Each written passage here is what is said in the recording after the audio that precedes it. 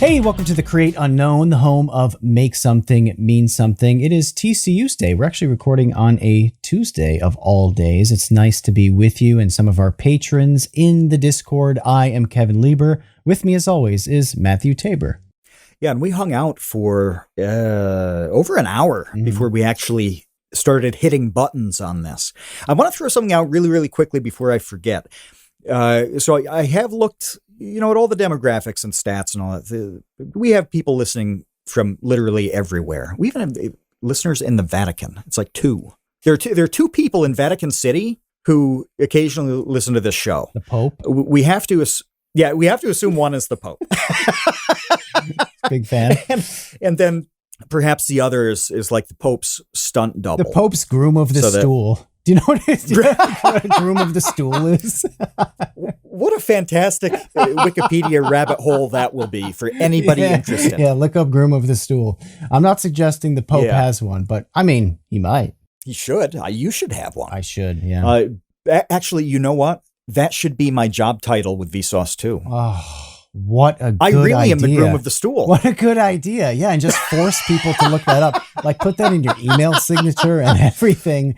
Just really confuse and horrify essentially everyone that interacts with you. Oh. Which should be the goal anyway. Because we do have an extremely minor presence everywhere. If there's anybody who's listening to this show who's from Moldova, can you email me, matt@vsauce.com. Send me an email if you are Moldovan, okay? I have some questions for you. So I wanted to throw that out as a call to arms. The Moldovan contingent needs to rise up. This is your time.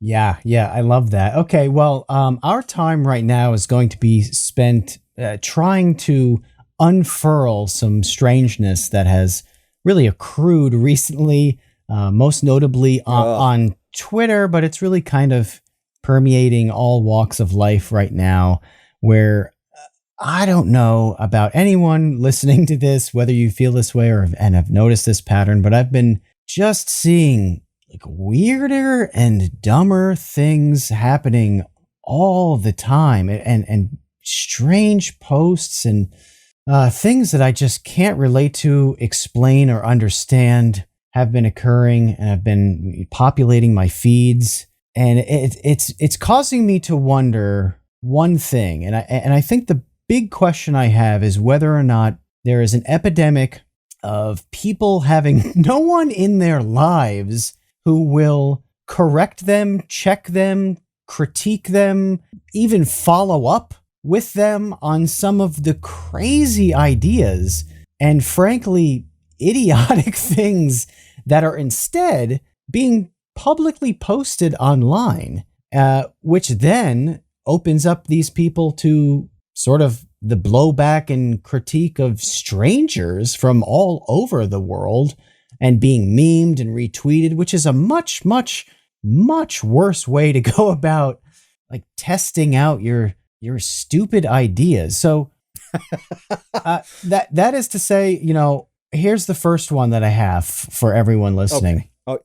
Let's get concrete. Let's give an example. So what am I talking about? That was a bit conceptual. Let's get specific. The first one has to do with this post that, maybe now that I'm just thinking on the fly, perhaps the post was itself a parody or satirical. That's possible. However, there were replies to the post that I don't believe were parody or satirical. I think they were very serious. The post has to do with a girl saying that that she got a nose job so that her kids will have cute little noses. Okay? That's the post. Okay. Maybe that was a joke. It's not I don't know. Not a buy one, get one free scenario. It's not how the kids are getting their noses done. They're going to inherit a good nose. Is that right? I believe yes, the implication of the TikTok, the implication of the TikTok is that this nose job will go on to be genetically passed onto the children of this girl. So I want to again give the benefit of the doubt here to the TikToker to suggest it's 100% possible this was a funny joke to them. It's a very funny And joke if it's a joke. Yeah, it's good, right? It's good. Yeah, it's really good. It's a good joke. It's a good way to make, light of getting a nose job or to reference getting a nose job, whatever. It's great, right? The problem is that there were some arguments in the replies about this being a legitimate form of, passing on like hereditary traits. Okay.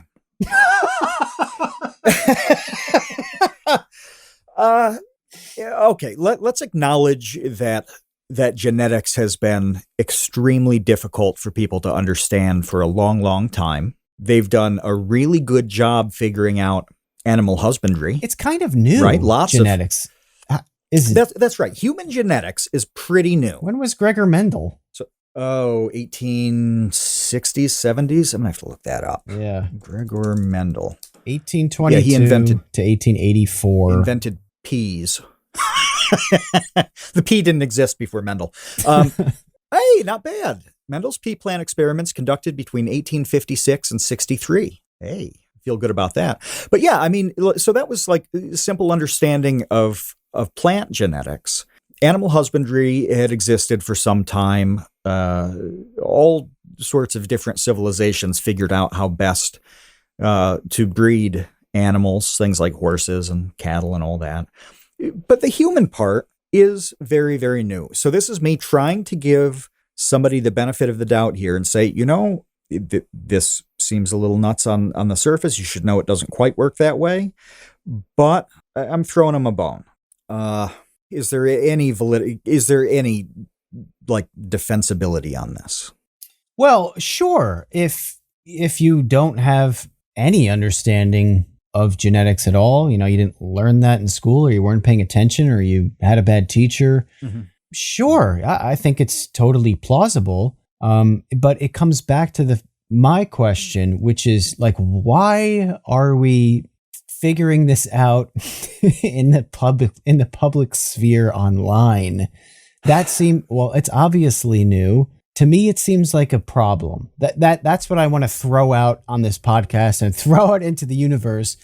It just seems like a problem to be sort of trying to make your way on things like this publicly, when traditionally you would do it in a friend group or with your family. You'd say that to your dad, and your dad would be like, hold on a second, let's talk about Gregor Mendel. Right. There's lots to talk about there. And I don't want to pull a Reddit well, actually, but, there is increasing research that trauma can change the genome and be passed down. Mm-hmm. Experiencing, so like one of the often cited examples of this is if somebody was in a concentration camp, which you can imagine severe conditions that, affect your physical state to a degree that your genome is altered, then your grandkids may be dealing with that altered genome. We're beginning to understand things like that. That is completely different than cutting off an arm and thinking that your child will be born with one arm, or a nose job, a boob job. Like any sort of augmentation like that. Why would that be passed on to your kids? So you get a breast augmentation. Does that mean that your son will grow some double Ds? Yeah, hopefully. That's what I'm trying to, manifest.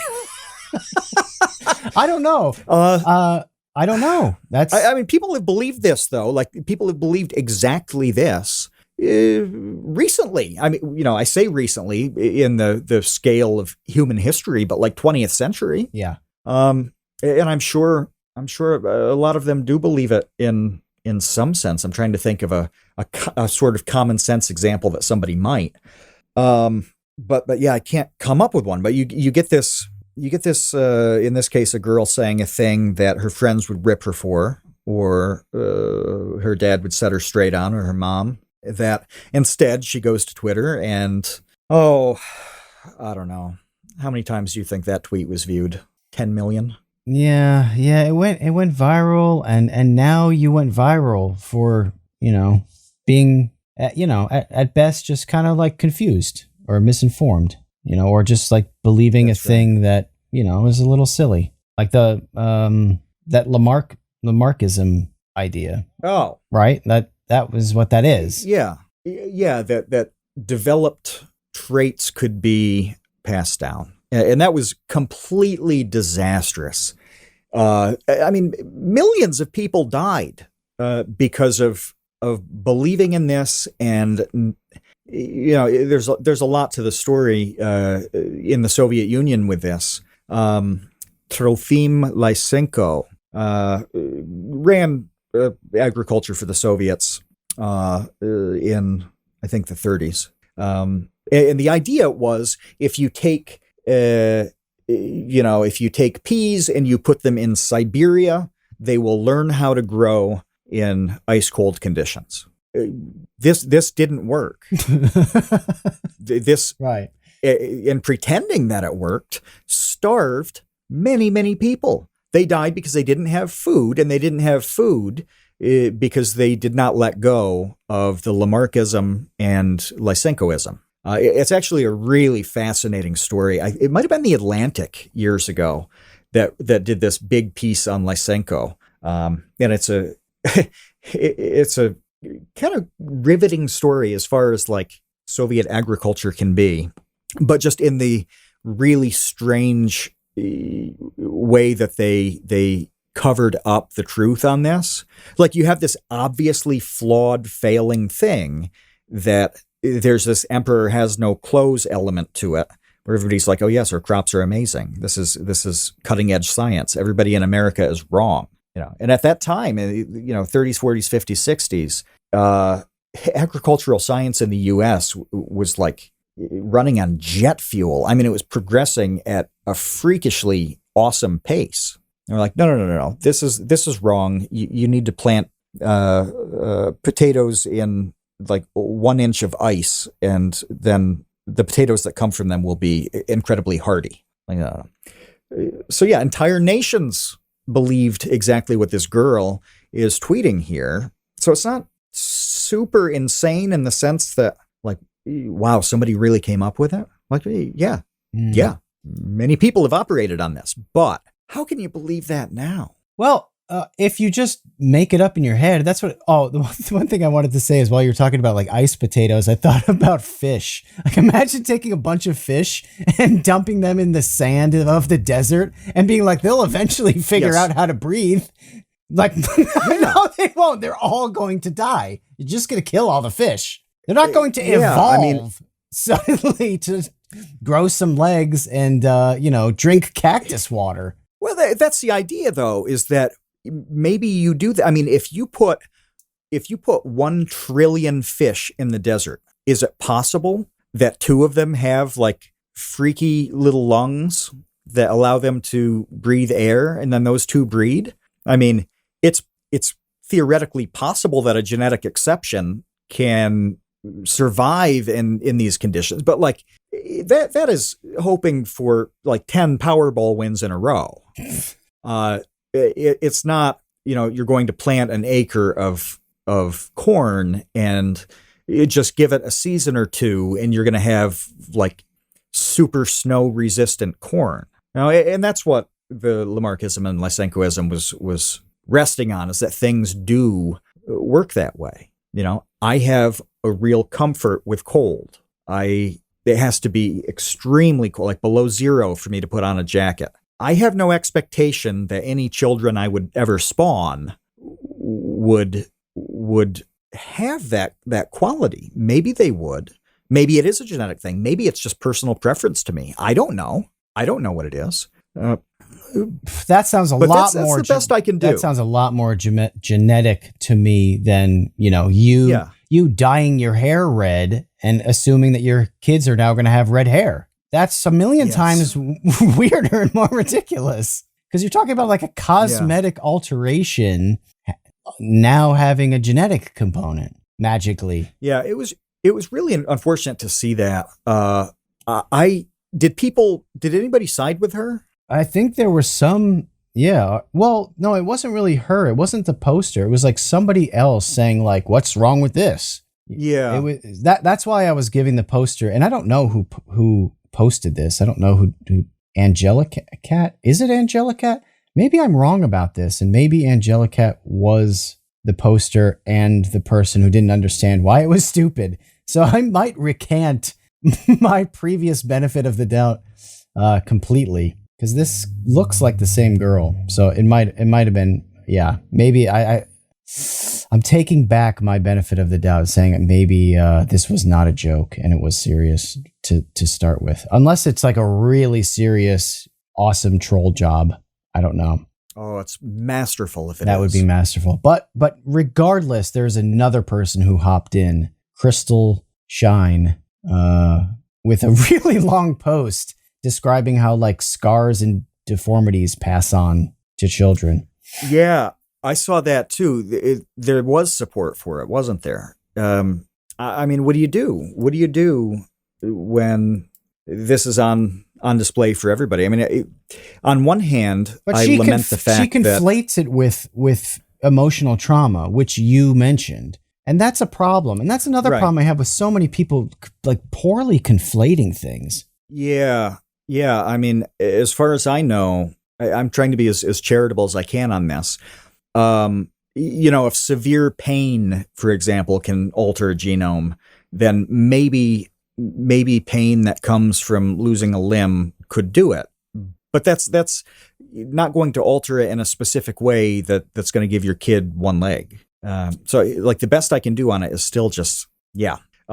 It's good that we see that these people exist. I think it's a positive. I would rather have them subjected to what they're being subjected to, and for everybody else to know that they exist, than they were hidden. This is a reason why I'm a bit more of an absolutist on the free speech side on these platforms. It's like, even if people are saying really horrible things, would you rather know that they're saying them and who they are? Or would you rather, like, 20 people are conspiring to, do something in some garage that nobody knows about until, they start sending out bombs? Like, this is not the same issue, but I'm happy to have the things out in the open, because I think, as painful as that is, it's better than the alternative. But in this case, it's just somebody thinking a dumb thought, I suppose, and that's not much of a crime, is it? It's not at all, but I have noticed more and more of people just like obviously making things up. Like, that's what I was going to say earlier, like, sort of like, where does this come from? It just seems like the kind of thing you would say while you were like testing the boundaries of your understanding of something, which is fine. Like, that's how you learn, that's actually how humans learn to talk, right? Like, if you understand, I don't know why we're getting to baby development, but that's what babbling is, okay? So like, babies babbling is them testing how to make noises with their mouth to eventually sort of refine that down to the languages that they're hearing. So if it's English, they learn to make the noises that English people with the accents that they're hearing make. It's like, babies can make crazy noises. Like, when you were a baby, you made like bonkers noises with your mouth that you can't do anymore. And which is the reason it's super hard for me to do like a killer impersonation of someone. Like, I can't say anything, for instance, in French. Like, if I have to pronounce a French word, it's hard. It is brutal, and I sound like an idiot. I just can't make those sounds with my mouth that French people can make. But we do this with ideas, obviously. We do this with all kinds of things. We do this with like physical ability. That's why, kids are supposed to go out and like get hurt and like jump out of trees and stuff, because you're supposed to learn like, oh, okay, if I fall from 20 feet, my leg breaks. Mm-hmm. That's how you learn as a human being. What it seems, I read about something recently with somebody advocating that you should kind of let puppies bite. You shouldn't shut them down every time they are chewing and biting on something, because they essentially navigate the world with their mouths, and it helps them modulate and learn how to not bite you too hard. It's that same sort of development with language. It's like, how do you use this thing? And you learn how to use it by using it, using it and figuring out what happens when you do. I don't know what you've been sipping, but you've got it all wrong. It's time to commit to the leaf. We've embraced the smoothness and surprising pick-me-up that tea provides. I literally drink it all day long, nearly a gallon a day, and it powers me through research, script writing, and forums on websites that I refuse to name here. But we don't drink normie NPC tea. We drink cultured and refined anime tea from the Dragon's Treasure. Kevin still likes the gunpowder green called Space Cowboy, and I've sampled nearly 40 Dragon's Treasure teas at this point.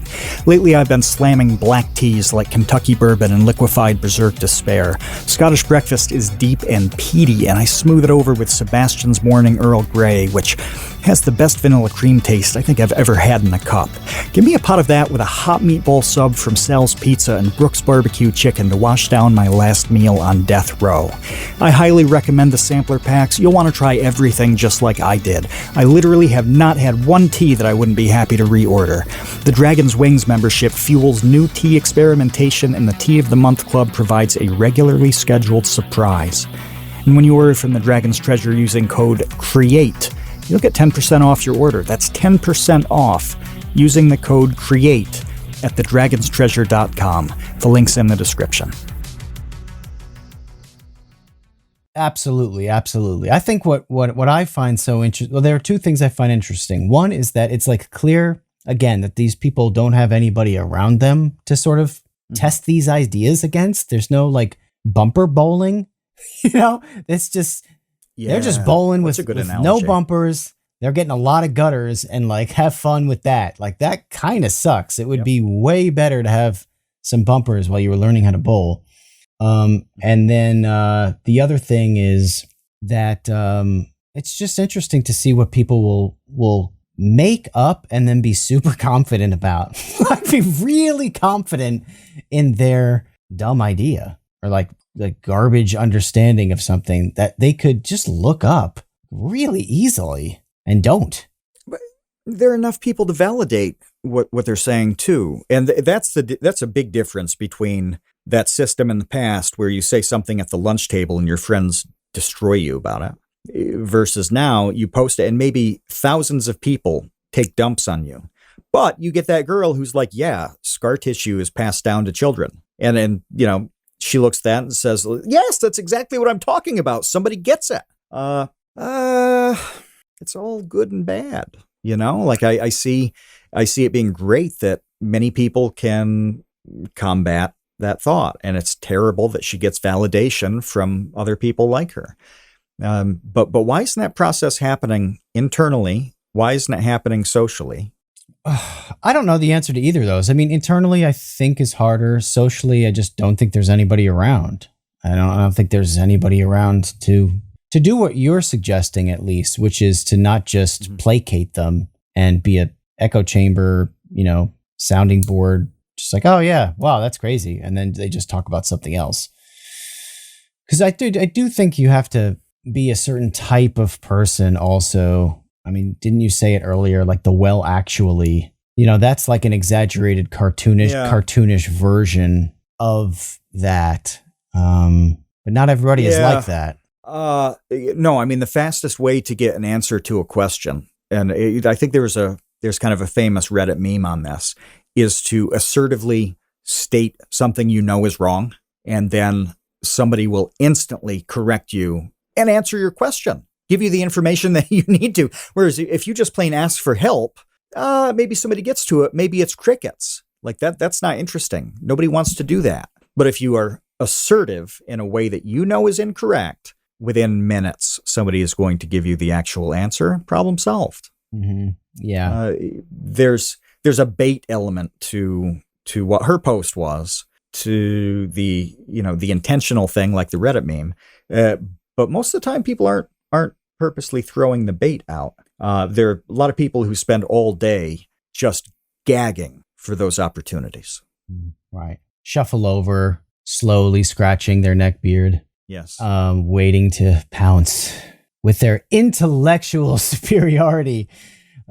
But But what you said, I think, also comes into play, which is that if there, I bet you don't need too many people to just validate what you said for you to just move on with it. You know, to say, well, as long as one other person agrees with me, that's good enough for me. Everybody else are just haters.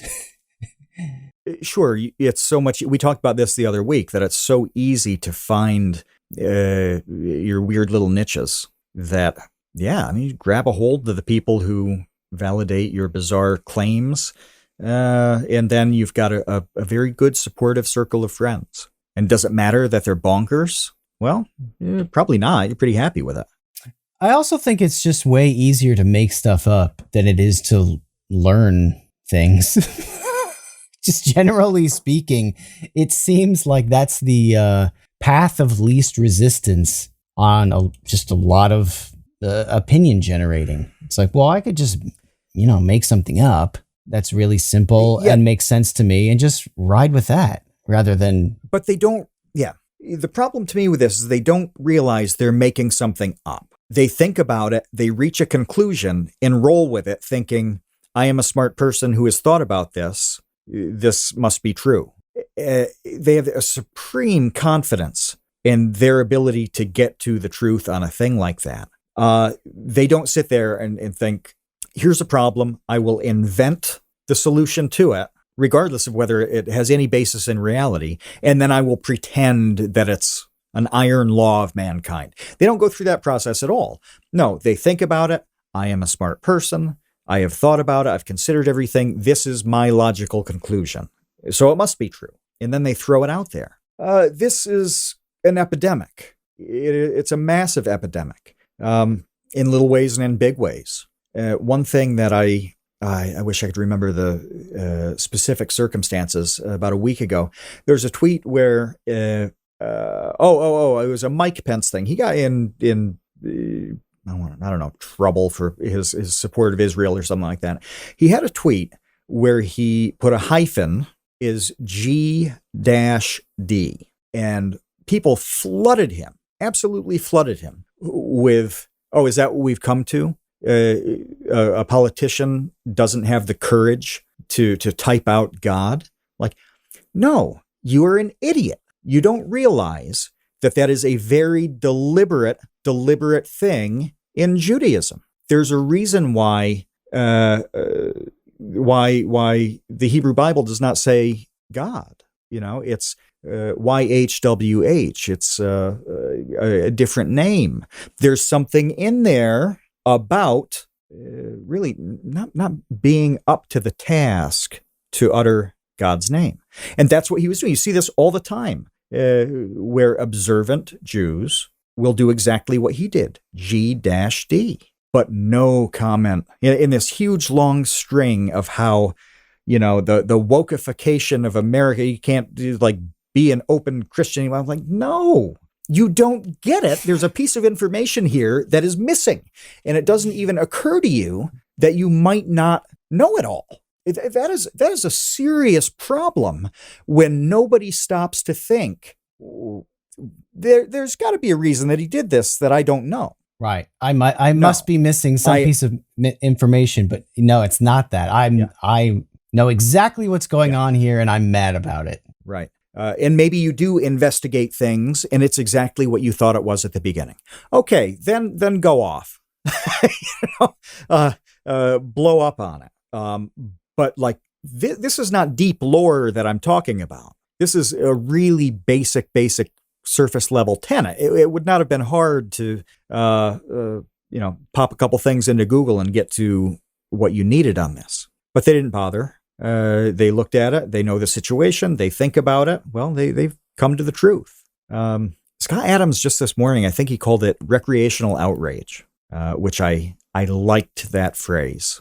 I don't know if it's his. But he used it, where it's just like people are really enjoying this process of being critical of something, being pissed off about it, but with no real basis other than their own enjoyment of doing that thing. And that's its own problem. I don't want to get too far from the actual topic here, but all these things are kind of working together, aren't they? Yeah.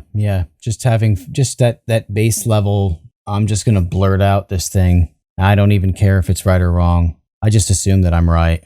And then I doubt many, if any, of those people deleted their tweets if they ever came to an understanding of why they were wrong. They probably didn't, because no one was there to correct them anyway, because those people don't really exist. It's just the crowd of outrage, recreational outragers. The crowd of ding-dongs. Yeah, and how often do we see something where a thing blows up for the wrong reasons? And the first reply to it is like, I'm tired of the haters. I'm turning off replies. Mm-hmm. Like, keep going, but I'm not going to get any notifications about it. Okay, well, you've really chosen your path at that point. Now, I do understand, like, when you really get into some heat, that I had to turn off comments on a tweet once because I was not able to sleep. My phone was perpetually buzzing with the notifications. I thought it was malfunctioning. My phone was getting hot. This is an iPhone like 6 years ago. And it was like 4 a.m. Okay. I don't want to shut my phone off because if there's an emergency or something, I need to be able to get this call. However, I needed to go to bed. I'll turn that tweet off. It was the poop glove. But no, wasn't this it? is just like, no, it was something to do with like, I forget his name. I only remember his real name, and I don't want to throw that out. Oh, okay. Something in the gaming community, which I'm not a part of. But yeah, got a little heat there. Yeah. So turning that off, I mean that says where your mind is at, and it's like, no, if you don't take this thing seriously, or if you think it's wrong, well, no, it's not about that. It's you are just criticizing me. It's just dumb. It's dumb and it's unhealthy. It's a horrible way to go about literally anything in the world. Yeah, it's really counterproductive. Just because how are you ever going to grow if you refuse to take responsibility for just being wrong about something, which is not a big deal? No, but it's a broader discomfort too. So like, let's say you're a single man, woman, whatever it is, and you go to a party and you're at a stage in your life in which you would love not to be single. You walk through the door and you see 50 people there. If I said 40 of them will have no interest in you for any number of reasons, you are not a compatible gender for them. You are too old, too young for them. You don't share any of the same interests. There are all sorts of common sense reasons why they won't like you. And you won't like most of them either for those same reasons. Doesn't mean you don't want to talk to them, be friends with them, but you have no romantic interest there. Nobody would disagree with me that this is the case. And I mean, 10 out of 50, 20%, that's high. That is high. You generally don't walk into a room and have 20% of the people want to date you. No.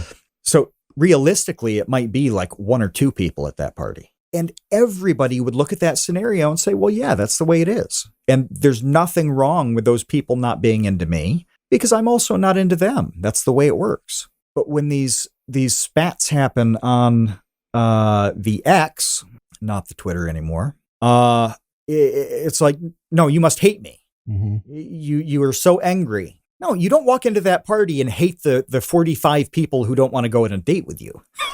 Right. Or assuming there's something wrong with them, or they're having a bad day, or, or any other, they're a hater.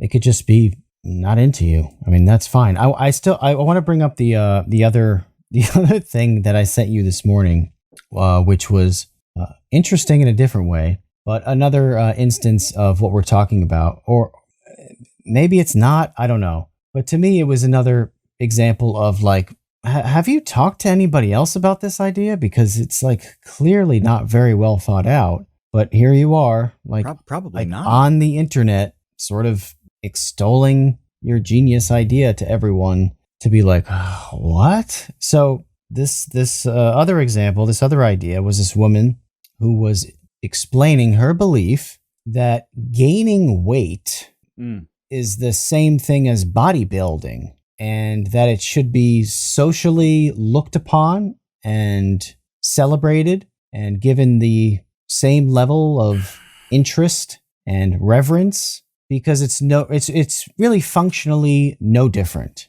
You're building your body, and whether you're building your body through just gaining weight and increasing your body mass index, or you're doing it through a strenuous weightlifting regiment lifestyle, what's the difference? What's the difference, and who's to judge one any differently than the other? That was the crux of this discussion. Is a toddler an amazing bodybuilder because they grow so fast?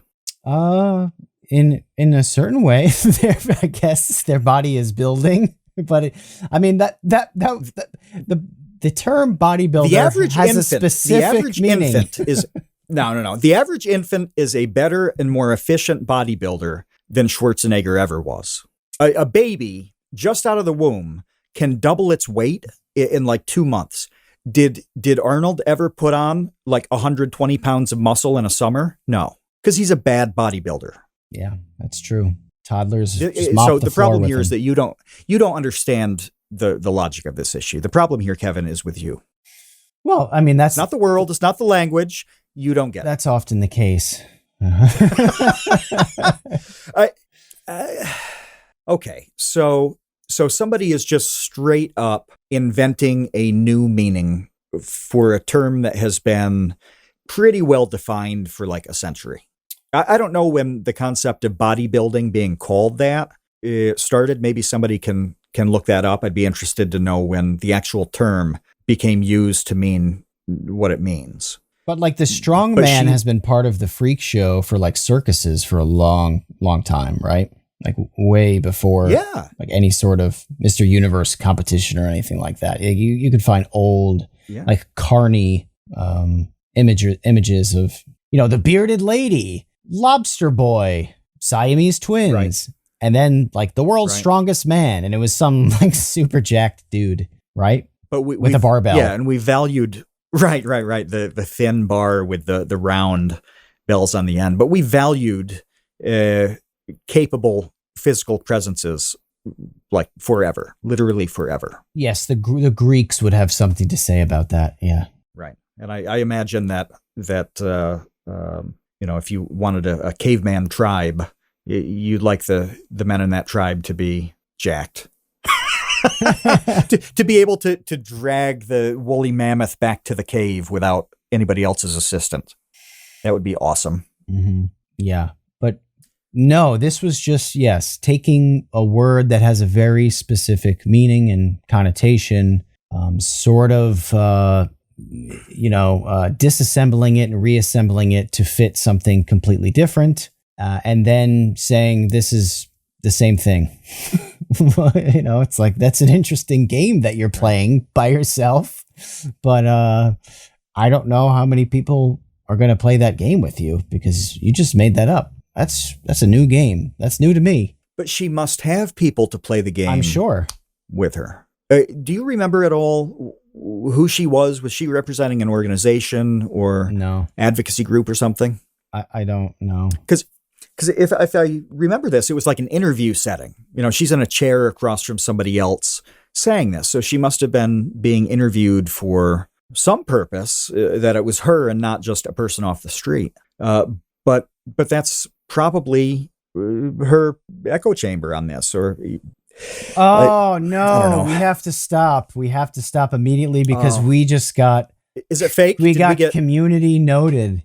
Yes. Oh, did we? Yes. So this post has been community noted as being essentially a parody. It's not real. Hold up. It's not real. It's a hoax. It's part of a fake academic paper by someone named Helen Pluckrose. Oh, yes. For a documentary called The Reformers. It's not real. Okay, so wasn't this Peter Boghossian? Wasn't this his thing? I don't know. I don't even know who that is. Yeah. Peter Boghossian. Okay, so that's right. It was Helen Pluckrose, Peter Boghossian, and James Lindsay. Yeah, so they submitted, this was like 5 years ago. They submitted all of these completely fake journal articles to journals that were, peer-reviewed things. and just to see if they would get published. And a shocking number of them got accepted. And that was their, it was their kind of gotcha on it, which was amazing. I'm in full support of their thing. They got me. They got us. That was a gotcha. Yes. I mean, I thought that was real. Yes, it was. Yeah. I mean, I hate that defense of like, it's such a good lie that it's representative of the truth. Like it's okay that this is fake because this is real at the same time. However, it literally is in this case. It really, truly is happening quite a lot. And I see things like this that, I bookmark for other work. And there are things that are kind of too hot takey ridiculous that you can't even deal with them. So I do see similar things to this. This is my defense of us. But you dragged me into this. You sent me that tweet. Hey, it wasn't community noted. Here. Well, first of all, let me just say community notes rules. And it's great. And I love it. Awesome. It's so good. And it's such a major improvement to Twitter/X that I don't think gets enough credit. I think it's fantastic. And I'm so thankful that I looked back at the tweet while we were recording to see that they had, properly attributed that it was a hoax. And that we didn't go the entire podcast thinking that was real when it wasn't. Even though I understand your point that, this sentiment rings true and it's not like, the purpose of what that hoax was that like, look, this is the level of like ridiculous sort of ideas that are being accepted as, academically valid. Yes. So I do want to throw out the stats on what the name for this is the Grievance Studies Affair. And it says out of 20 papers submitted, 4 were published, 3 were accepted but not yet published, 6 were rejected, and 7 were still under review. Sometimes these journals take a very, very long time to review any of their submissions. And at a certain point, these guys had to just come out with their hoax rather than wait for them all to resolve. 2 of the 3 things that are listed that were accepted, I can't describe on the podcast. I'll pop them in the episode chat, but I don't want to say them. The third one, though, is publishing Hitler's Mein Kampf rewritten in feminist language. That one seems to have been, that was published. Right. So they rewrote Mein Kampf as from a feminist perspective, and a journal grabbed onto that. The whole thing? I guess. Isn't it a pretty long book? I don't know. I haven't read I don't know. Why don't you look on your bedside, your nightstand? Just open up the bedside table, brush aside the Bible, and pick out Mein Kampf. Yeah. No, I always thought it was not like a pamphlet. Maybe I'm wrong about that. It's Maybe it's not that long. It's not a pamphlet. 720 pages in the original printing. Okay, so that's super long. That's a tome. Yeah. That's I'd say that qualifies as a proper manifesto. And I'll also say one of my favorite jokes that people repeat all the time online is like the guy reading Mein Kampf on the subway and just shaking his head to let everybody know that he disagrees with everything. Yes. That is a really good joke. I think it's super funny. It's super funny. I love it.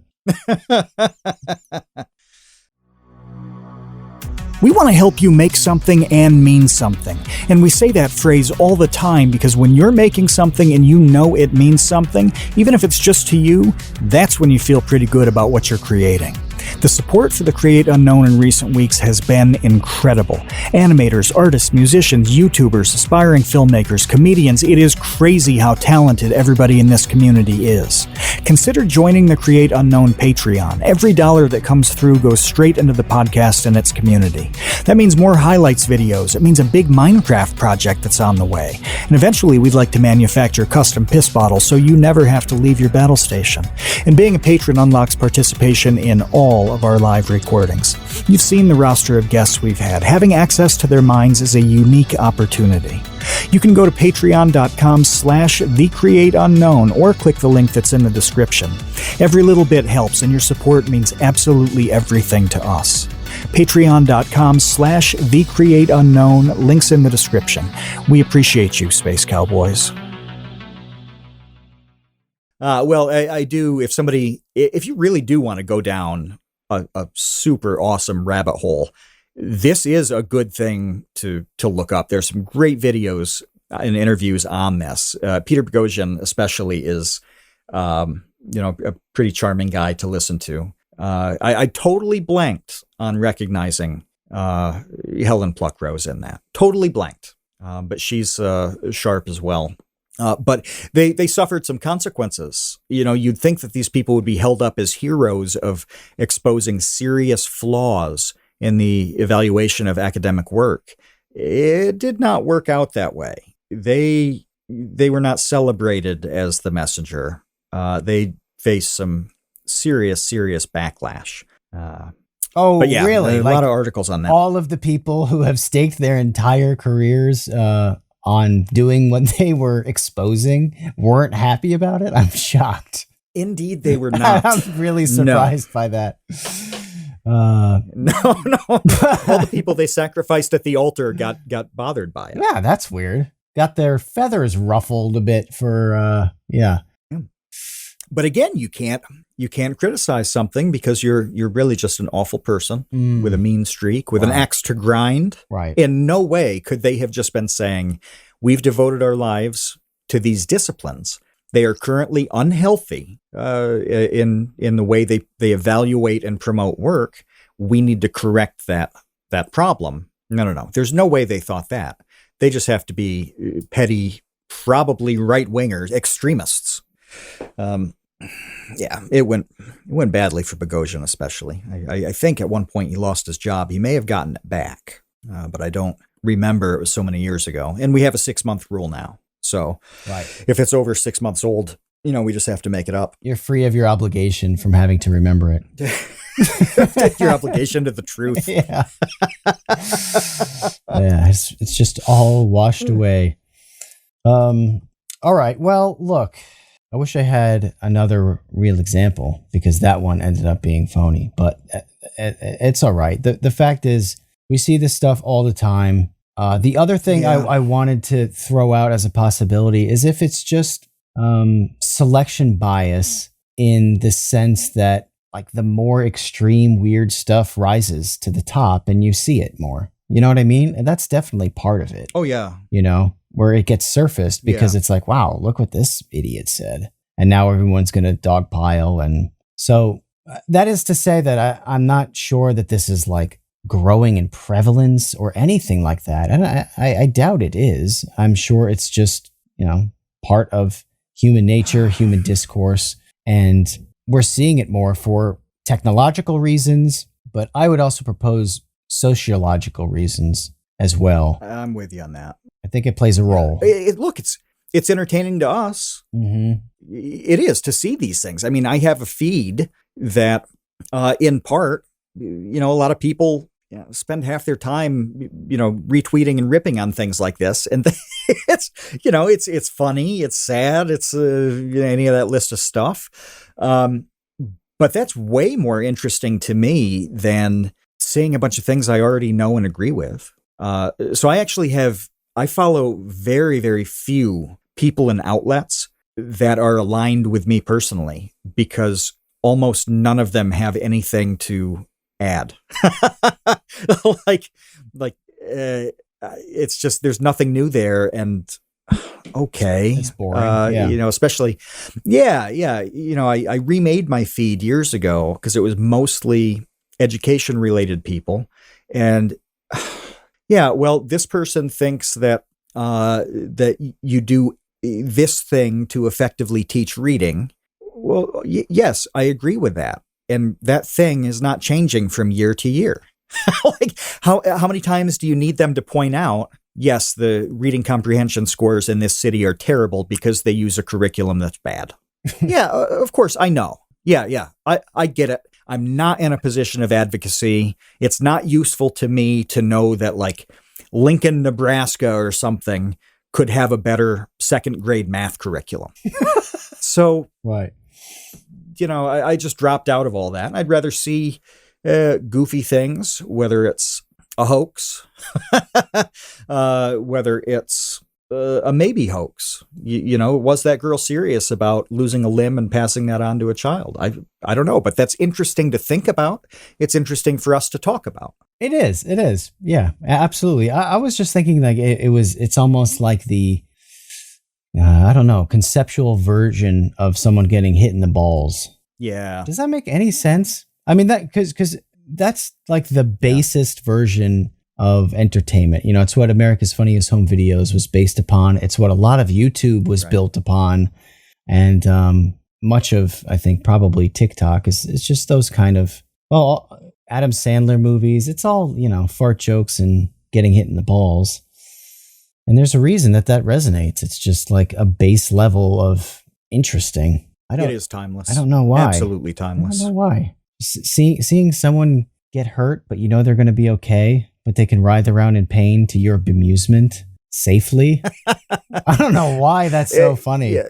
There's a sweet spot. You're right. That's an interesting component where you have to know it's not severely damaging or fatal.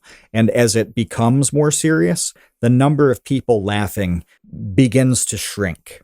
Like there are absolutely people, probably people we know, who watched things on Something Awful for the real veterans of the internet, Something Awful forums.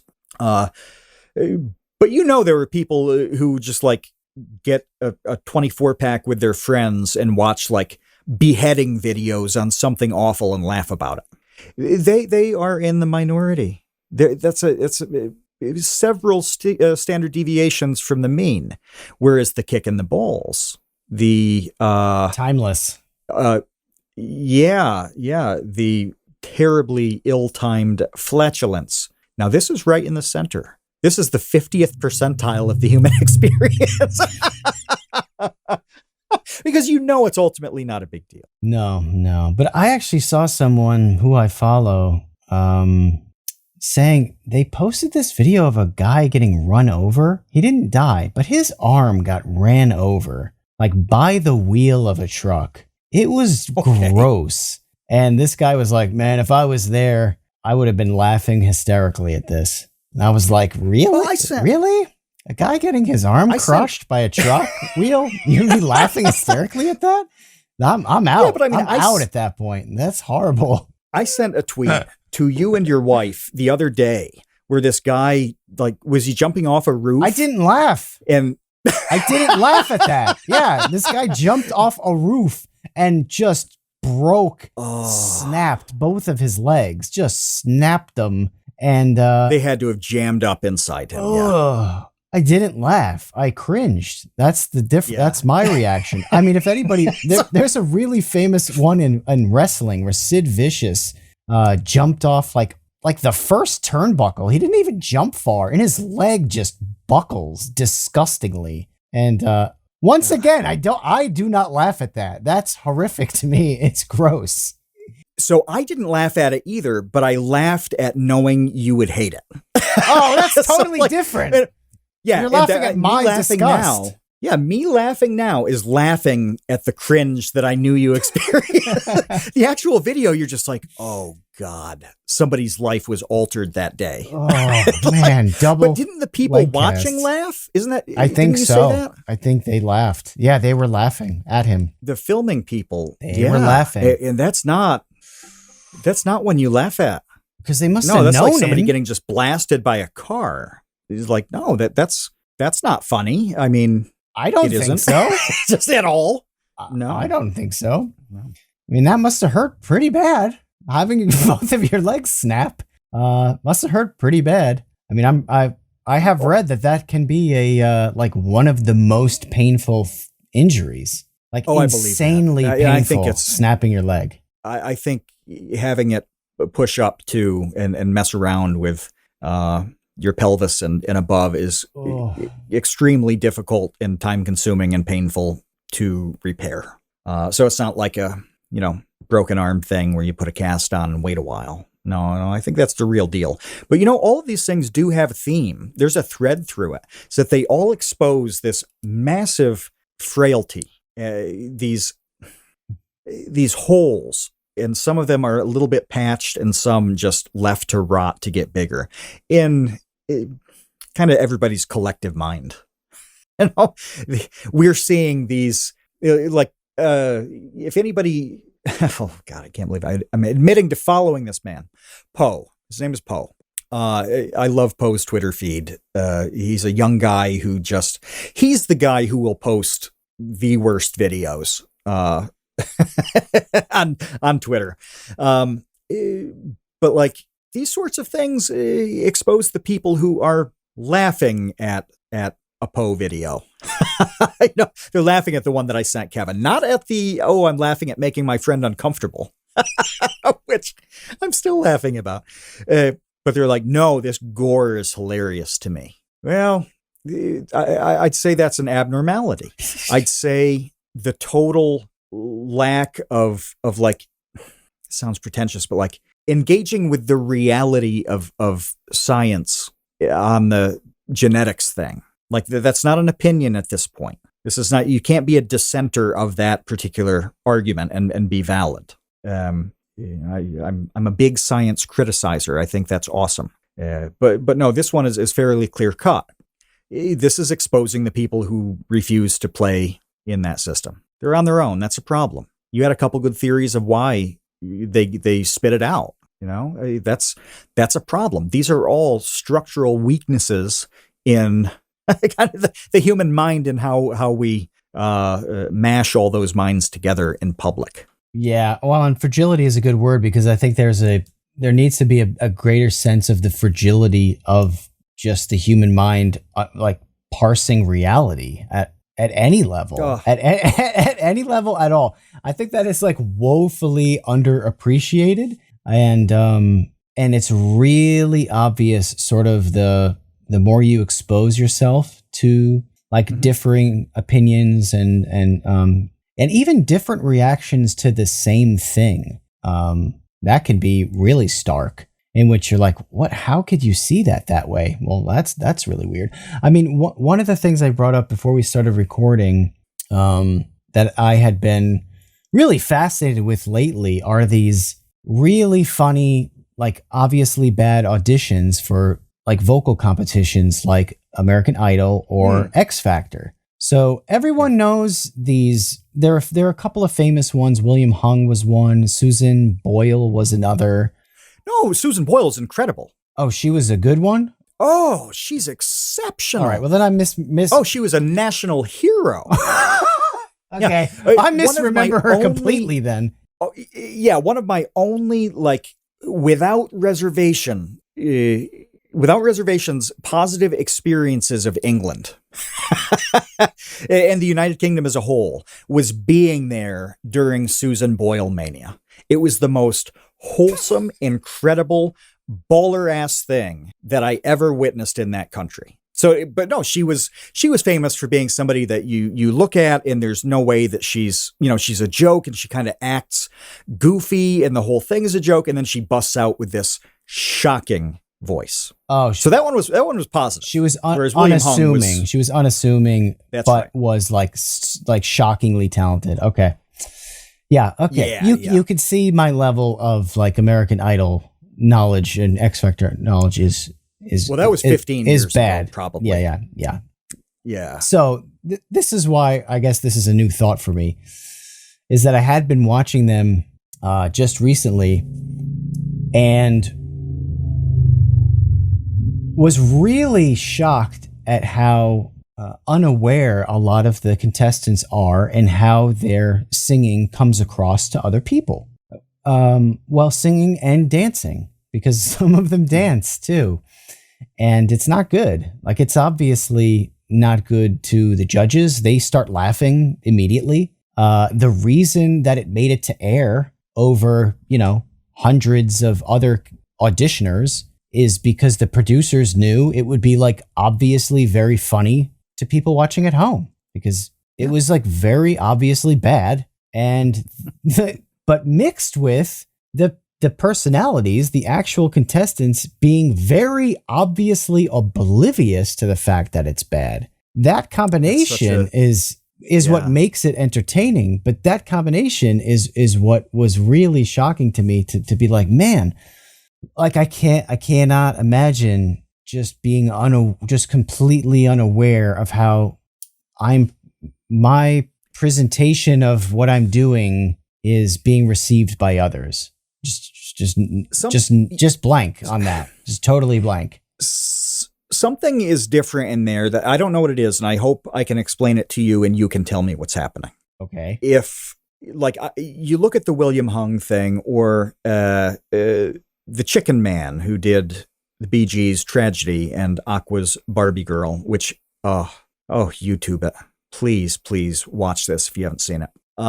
You look at them and you're like, yeah, you respect the balls they had to get up and do it. Yeah. You don't. I don't respect that girl's chutzpah to tweet about thinking losing limbs or a nose job is an inherited trait, can be passed down.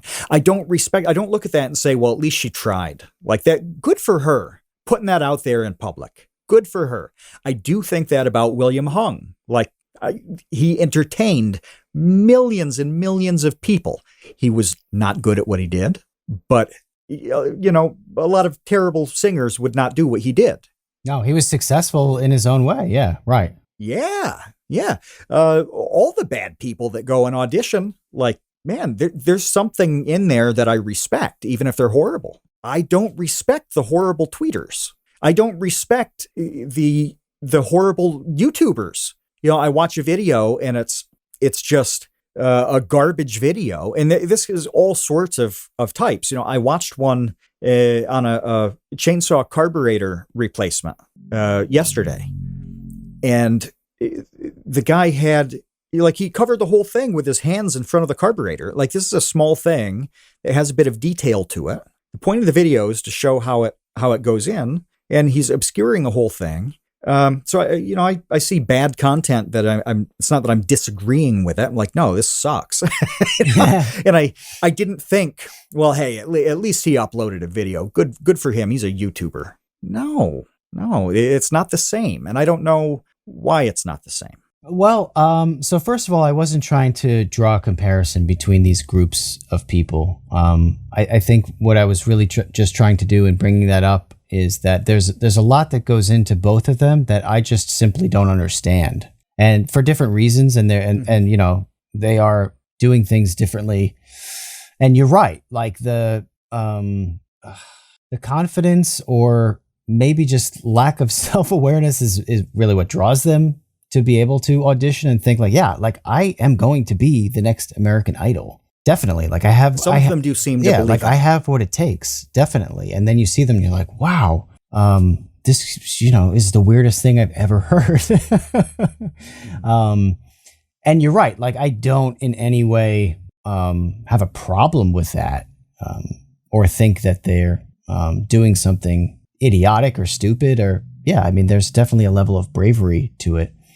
Whether it's conscious or not, it just comes across that way to me, for sure. And I think for plenty of other people watching at home who just have too much anxiety to be on television at all, let alone singing on television.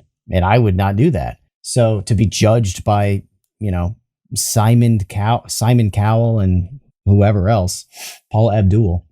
But yeah, there is a total difference between those two things. And I really didn't mean to compare them. It was more like they were two examples of things that, like, I just don't get. Like, I don't get what's happening here. I just throw my hands up at a lot of this stuff. Yeah, and I'm at that point as well for really kind of the first time. And it's, I'm stumbling on describing it because I still do not know how to describe this. We've talked about it a little bit lately, and I don't think we've talked about it privately in a way that's clean or productive. No. Like it's not like, here's what's happening. No, we kind of point to a thing and say, this doesn't make any sense at all. I don't understand this. I don't know what's happening here. I just know that it's bad, or that, I was telling you earlier, like, I look at a thing and I know I just don't want any part of this. And I'm not bothered by it. I'm not angry about it. I'm not seething. There's no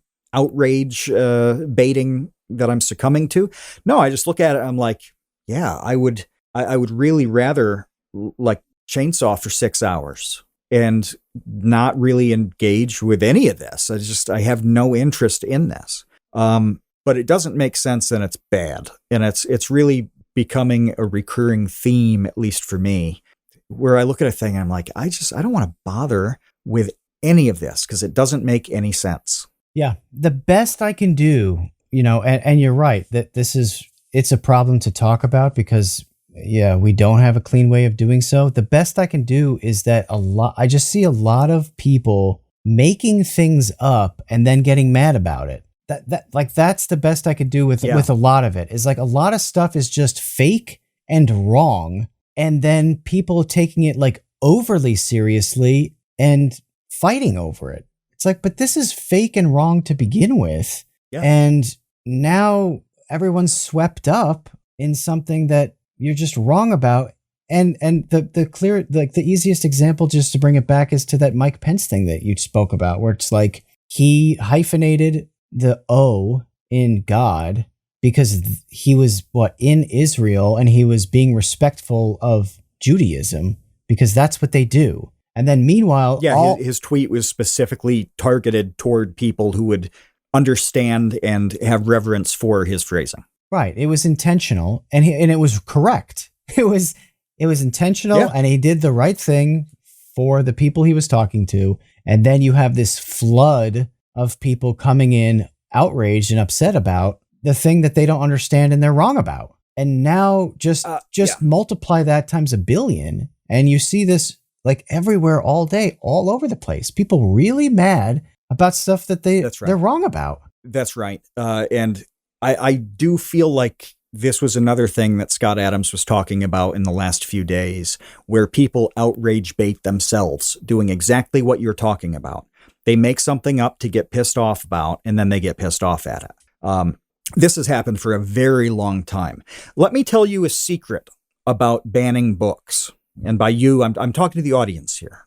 I know Kevin knows this. In many cases where a school has banned a book, it has actually been either removing it from or not including it in curriculum. Now, that is not banning a book. It may not be a wise decision to remove it or to not include it. That's a completely separate issue. That is a totally different thing than like rounding up all the copies of a book and having a giant fire in the school parking lot to really stick it to them. Like, no. Not like go back to that party dating scenario. Not dating a person at that party is not hating them. It's not banning them. It's just like, no, I'm not going in this direction. But you get, it's a trope now. It's like, oh, it's banned books month. Read banned books. Well, yeah, in a lot of the cases, books have been specifically removed and like truly banned. A whole lot of times that's not the case. The story is actually quite different and nuanced. But it's so much easier to say, well, we're not including, not including this in the curriculum. Somebody looks at that and they're like, oh, so you're banning it? You've banned the book on whatever? Right. To kill a mockingbird or whatever. Yeah. Yeah. They've made up the problem and then gotten angry at that being a problem. Like, that is bad for anybody involved in it. Yeah. Make up a problem. It's mentally unhealthy to do that. And then get mad at it. Yeah. That's it. That's right. How is that different from placing your hand on the table, smacking it with a hammer, and then lamenting that your hand hurts? It's roughly the same mechanism. Yeah. It didn't need to happen. You went out of your way to make it happen. And then you experienced a very negative response to the thing that didn't need to happen. This is an epidemic. It is everywhere. Yeah. Yeah. And when I think about why it's everywhere, my immediate thought is because it must work to gather attention. That's why it's everywhere, right? Like if it didn't work to gather attention, why would people do it? No, it must work. I mean, you do find your kindred spirits with that sort of thing. If I start tweeting all week about banned books, I'm going to get some new people following my Twitter because they are on my side. Mm-hmm. I'm probably going to get some people who unfollow me Well, I've curated my experience to align with whatever thing I'm saying. This I'm probably wrong about that. I'm reducing what I'm about to say too much, so I'm qualifying it with that. But I do think that it's very easy to make problems when you don't actually have problems of substance in your life. And that ties into a lot of the things that we've talked about. If you have... Or you want to avoid them. Yes. Yep, that too. If you don't have any friends at all because you don't ever touch the grass, you kind of don't get wrapped up in anybody else's issues and problems and struggles. They're gone. You have a void there. If you have a lot of friends, and this is the basis of like every show on CW, there's a reason why all teen shows are about friend groups, because at any given moment, somebody in the group is going through something. Mm. That's real life. If you have a friend group of 5 or 6 people, like something sucks for somebody at any given moment, and the friend group helps with that. Well, you are perpetually mired in problems and when you have a network. You learn how to hopefully cope with it in some way, for better or worse, that's right. Once that problem, or if that problem occurs in your life. That's right. The part of social networking that's kind of important. It's like social grooming. It is. It's like emotional social grooming. Yeah, and you recently talked about how much it sucks to operate and own a business. Well, if it's more than like a one-person shop, you will always have a problem to deal with. There's somebody on the team who's struggling with something, maybe because the problem is hard, maybe because they aren't very good at it. Maybe there's a logistical problem. Anything of any scale beyond like you and your desk will always have a problem. And if you don't have a constant influx of problems and practice at dealing with them, including knowing that you don't want them because you have experienced so much of the negativity of those problems, then you kind of don't know any better than to go mess about in the kiddie pool of bullshit. You know, you even go to Walmart and buy that kiddie pool, fill it with your own bullshit, and then deal with it. But like, we tend not to do this because we have plenty of stuff to deal with.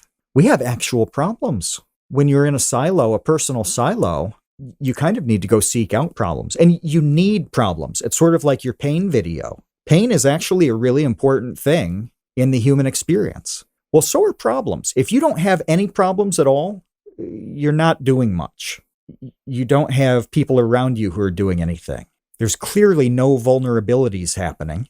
You're not really living optimally if you don't have any problems. I mean, this is why, sorry to stop you, but this is why there's a trope about, like uber rich kids turning to drugs and stealing and oh, sure. Like they will just create havoc because they kind of don't have problems. Yeah. Right? Like they have maids and helpers do everything for them. Money is not an issue. Like at some point, first world problems too. Yeah, at some point that you phrase, have to create some sort of friction in your life if it's not there, just to like feel something. Yes. Yeah. And I do think that is the people who habitually do all of these things we've talked about. It's like it's like a super strange like cry for help. It's like, please, I need to be more developed as a person. I'm showing you how underdeveloped I am. I don't know what to do about it. So I'll just fight about politics all day. But who wants to deal with that? The well-balanced people kind of don't, and I'm not trying to force this topic in, but like, I had a Twitter spat yesterday, which I almost never do. I don't get involved in those things anymore. I just don't care. But like, you almost feel like it's a hobby for some people to get offended, to defend others. It's like the bat signal goes up for all of these people to rally and engage in their kind of like pet role. It was so strange to see. And I thought, why aren't they looking at this and just thinking like, oh, that guy, meaning me. Oh, he's an idiot. Right. Why didn't they just dismiss me? Yeah. What happened to just saying that guy's a jerk and just move on? I mean, yeah. And I sent you a thing. I popped it in the episode chat. I'm sorry to keep ranting about this for so long, but It's been on my mind in the last 24 hours, but I want to find this where.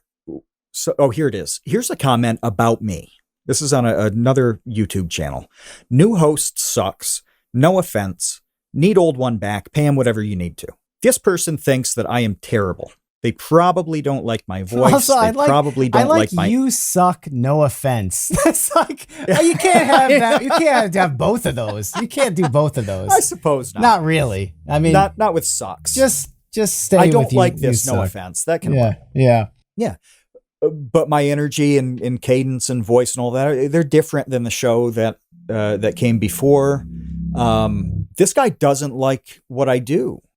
I'm on board with that. I'm completely on board with this guy not being into it. I mean, I wish it weren't that way, but it's okay. It's okay that he thinks I suck.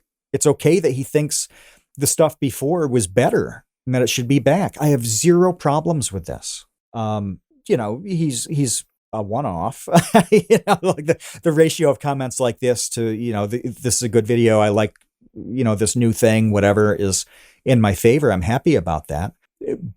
But his comment is valid. His dislike of what I do is totally valid.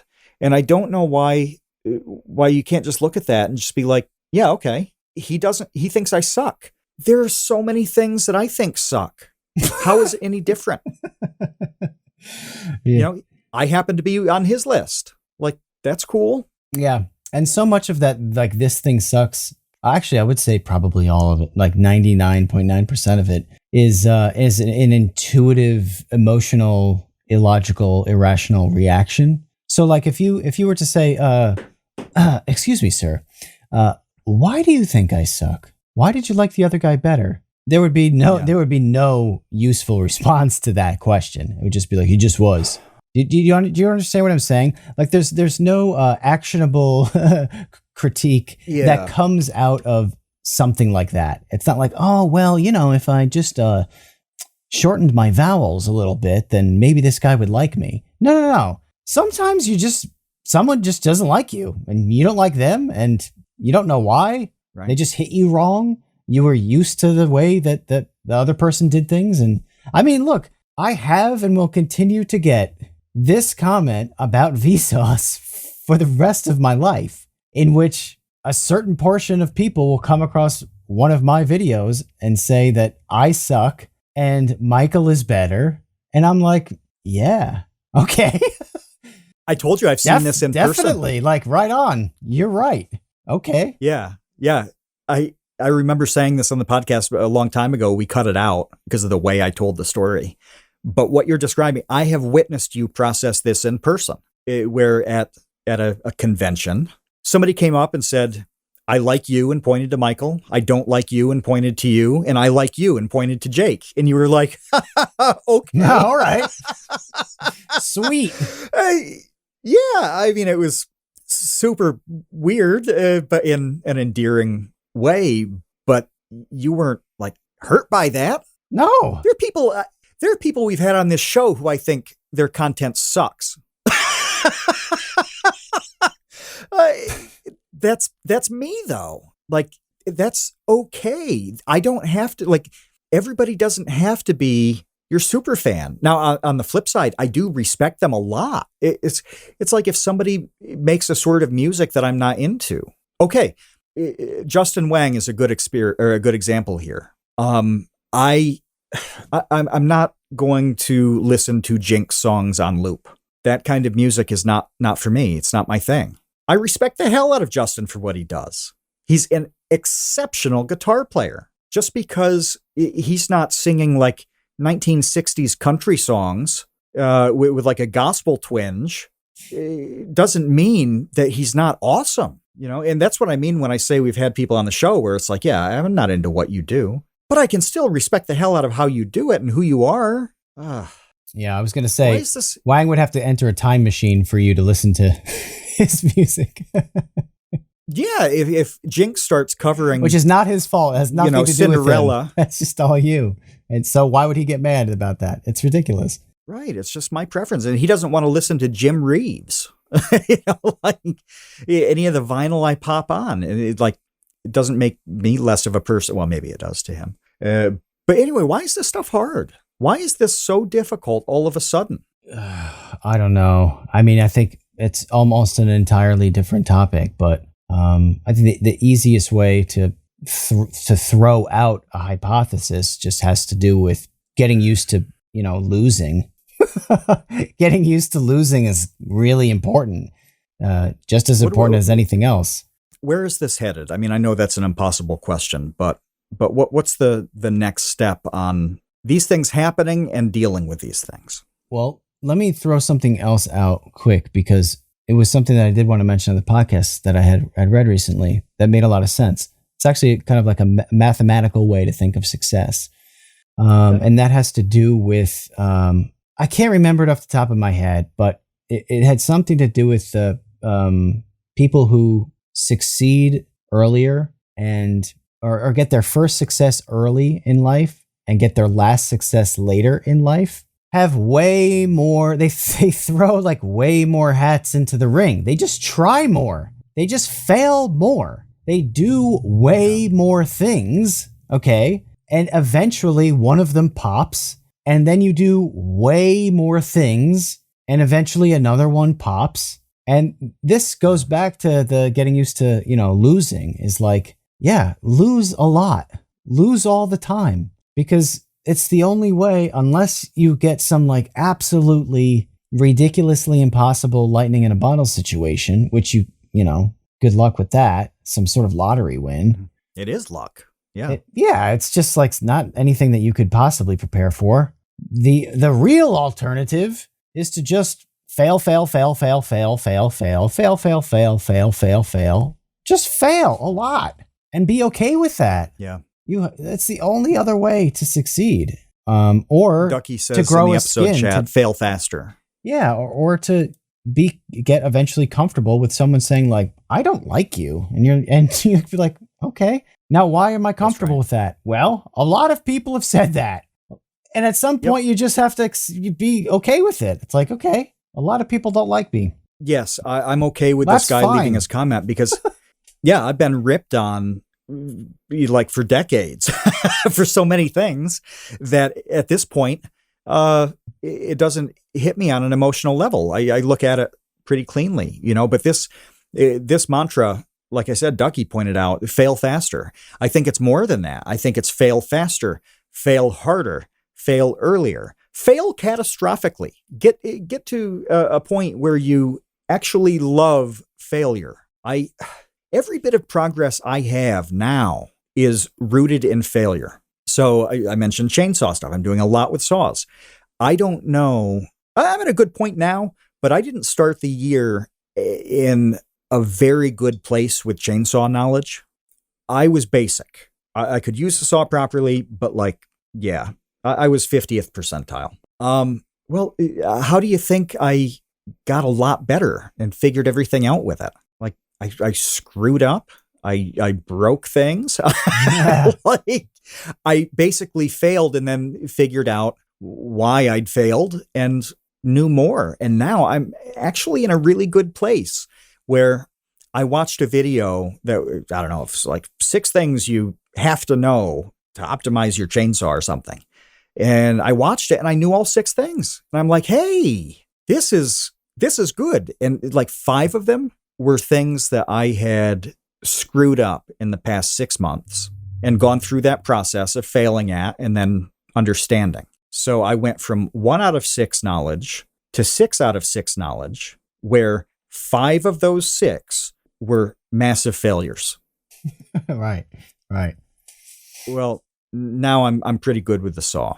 Well, guess what? Everything works this way. Literally everything. Yeah. All right. I mean, it even reminds me of when I was in film school that my professor, I got mad at first. And again, this is stuff that you learn with experience, but I was annoyed at first when she would only point out the things I did wrong. That was how she graded, and that's how she taught. It's hard. It's like, you did this wrong. This is terrible. This is a dirty frame. Like, this is a loose edit, whatever it was. And it was like, well, how come you're only pointing out the wrong things? It's like, well, because then you'll remember not to do those again.